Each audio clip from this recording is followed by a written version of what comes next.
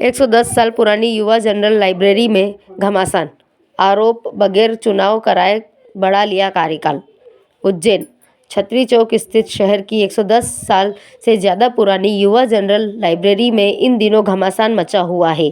Library के कुछ सदस्यों एवं पूर्व सदस्यों ने आरोप लगाए हैं कि बगैर चुनाव कराए ही पुरानी कार्यकारिणी ने कार्यकाल बढ़ा लिया। संस्था के पूर्व सचिव दिनेश बेराड़िया सहित कार्यकारिणी सदस्य जगदीश शुक्ला, बागमल जैन, ताराचंद आसवानी, शैलेंद्र बेस, रवि प्रकाश बंसल और सागर अग्रवाल आदि ने इस मामले को लेकर कलेक्टर नीरज कुमार सिंह और जिला उप पंजीयक फर्म्स एवं सोसाइटी को लिखित में शिकायत की है। यह भी आरोप है कि संस्था की संपत्ति जिस पर बैंक ऑफ इंडिया संचालित होती थी, उसे खाली किए जाने के बाद नियम विरुद्ध नए व्यवसाय को किराए पर दिया गया और संस्था को आर्थिक नुकसान पहुंचाया गया।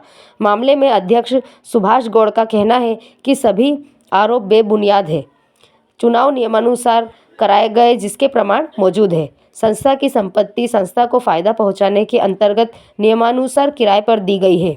गौड़ ने कहा कि उनके पूर्वजों ने यह लाइब्रेरी और संस्था सहित लोकहित में कार्य किया है, वे भी उसी मार्ग का अनुसरण कर रहे हैं।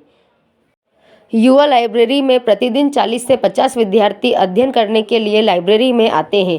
इन विद्यार्थियों में 60% छात्राएं हैं जो शांत माहौल में घंटों बैठकर अध्ययन करती है। विद्यार्थियों की शिकायत है कि यहाँ उन्हें टॉयलेट की असुविधा होती है। इसके अलावा मुख्य बाजार में वाहन रखने की बड़ी समस्या है।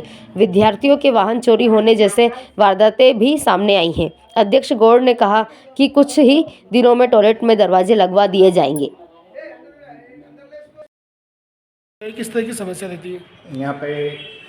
समस्या मेरा ये सुझाव है कि ये 113 साल पुरानी लाइब्रेरी है और इससे अब पाठक के नाम पे सिर्फ नए उम्र के बच्चे जो अपनी प्रतियोगिता परीक्षाएं की तैयारी कर रहे हैं वो यहाँ आते हैं और अधिकांश समय अपना यहाँ पे अध्ययन अध्यापन करते हैं। उसके लिए इनको यहाँ पे संस्था द्वारा जो सुविधाएं दी जाना चाहिए, उसमें मैंने बहुत बार सुझाव दिया है कि एक ब्लॉग बनाया जाए ताकि अपना भविष्य आराम से बनाएं।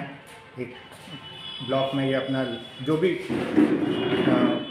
स्टडी है स्वतंत्र रूप से बच्चों को लेट बात की तो बहुत ही विकट समस्या है। अपने पाठकों ने के नाते कभी लाइब्रेरी प्रशासन से, लाइब्रेरी प्रबंधन से इस बारे में कोई शिकायत की या कोई मांग रखी? चर्चा की, मांग क्या करना है, सुझाव दिए और इतने ये जनी कि कुछ कह नहीं सकते कि एक दरवाजे क्यों नहीं लगा है। क्या नाम है आपका?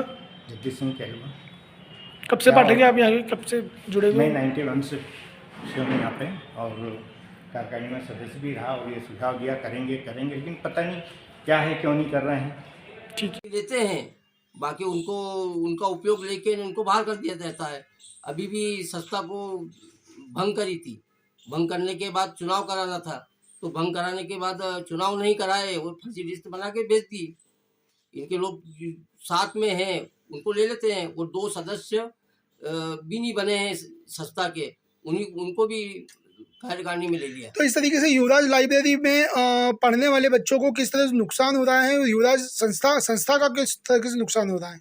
युवराज लाइब्रेरी के बच्चे पढ़ने के लिए व्यवस्था है, बच्चे आती है अधिकतर, वहाँ पे बाथरूम के गेट भी नहीं लगे हैं, नीचे बाथरूम है उसके गेट भी नहीं लगे हैं और बहुत असुविधा होती है उनको सुविधा। और पढ़ने वाले जो आते हैं पेपर, उनकी 2 ही टेबल लगा दी थी पहले, पूरे हॉल में टेबल लगती थी, पेपर पढ़ने वाले आते थे और एक हॉल में विद्यार्थी आते थे, वो सब हटा दिया उन्होंने, 2 ही टेबल लगा रखी है। आपका नाम और आप क्या है संस्था में? मैं पूर्व सचिव हूँ और दिनेश सिंह बेराड़िया नाम है मेरा। और संस्था में मैं इसीलिए टेंडर का विरोध किया था तो उनने आपको रेस्ट्रिकेट कर दिया था? हाँ, नहीं, सब संस्था भंग कर दी थी? संस्था भंग कर दी थी। ठीक है। अध्यक्ष महोदय सुभाष जी गौड़ हैं, वो 35 साल से अध्यक्ष है। चुनाव एजीएम कुछ होती नहीं है और फर्जी लिस्ट बना के संस्था को दे देते हैं कि भैया ये चुनाव हो गए और वो वीडियो कैमरे भी लगे हैं, उनके सबूत लोग भी वीडियो कैमरे में दिखाओ आपके, आप एजीएम कहाँ दिखाई। और सदस्यों की डाक, वो बोलते हैं कि डाक से सूचना दी, तो हम कोई सदस्यों की सूचना नहीं है। अब पिछले दिनों एक टेंडर भी हुआ वहाँ पे, वो जमीन वगैरह का किराए पे दी गई है, ये क्या मामला है? ये जमीन का टेंडर हुआ था, बैंक ऑफ इंडिया खाली हुई थी उस ज़मीन के लिए हमने टेंडर निकाले थे, और टेंडर आपस में अध्यक्ष महोदय ने ही खोल लिए थे। बाकी कोई भी सदस्य 10 टेंडर आए थे, उन किसी को भी नहीं बुलाया है और उनके सामने टेंडर नहीं खोले हैं।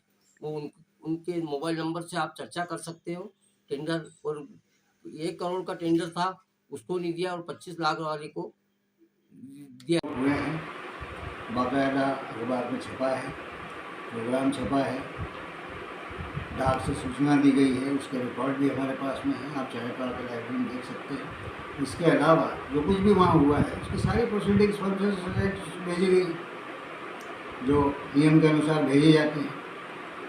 ये लोग वो लोग हैं कि जिनके निहित स्वार्थ से और उनकी पूर्ति नहीं हुई।